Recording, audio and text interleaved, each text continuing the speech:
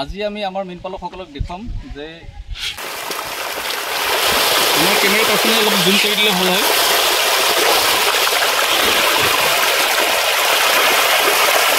ৰূপচন্দা আৰু কচ মাছ আছে। ইউনিবাইট দানা কিদৰে মাছে খায়। এই পুখুৰীটোত প্ৰায় 40-ৰ পৰা 50 কুইণ্টেলমান ৰূপচন্দা কচ মাছ আছে। আমাৰ নীল বিপ্লৱ FPCৰ ফালৰ পৰা এই পুখুৰীটো গৈ থকা গৈছে। মাছৰ বাহন ক্ষমতা যথেষ্ট ভাল আৰু ইউনিবাইট দানাৰ FCR 0.7-ৰ পৰা 1-ৰ ভিতৰত থাকে। যিসকল মীনপালকে ব্যৱহাৰ কৰিছে তেওঁলোকৰ পৰা আমি পজিটিভ ফিডবেক পাইছোঁ। ইতিবাচক সঁহাৰি তেওঁলোকে আমাক দি আছে। বিগত সময়ছোৱাত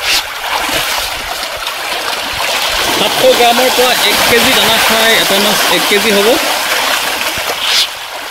আপোনালোকে চাব পাৰে যথেষ্ট ভাল। ইউনিবাইট দানাৰ ৰিজাল্ট সম্পৰ্কে যিসকলে ব্যৱহাৰ কৰিছে তেওঁলোকে সদায় ভাল ফিডবেক দিছে। দানা দিয়াৰ লগে লগে মাছ আহি যায়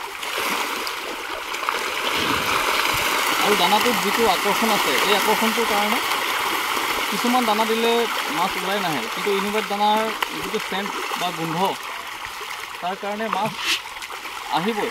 আপুনি ৰাতি দিয়ক, দিনত দিয়ক, দুপৰীয়া দিয়ক, যিকোনো সময়ত আপুনি ইউনিবাইট দানা দিলে মাছ পুখুৰী দেখিবলৈ পাবই আৰু ৰিজাল্ট ভাল, যথেষ্ট ভাল। আমাৰ মীনপালকসকলে ভাল সঁহাৰি দিছে আমাক। দানাৰ চাইজটো আপোনালোকে চাব পাৰিব।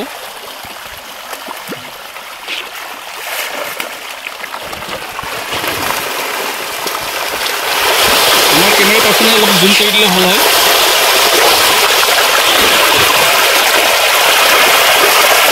ৰূপচন্দা আৰু কচ মাছ আছে।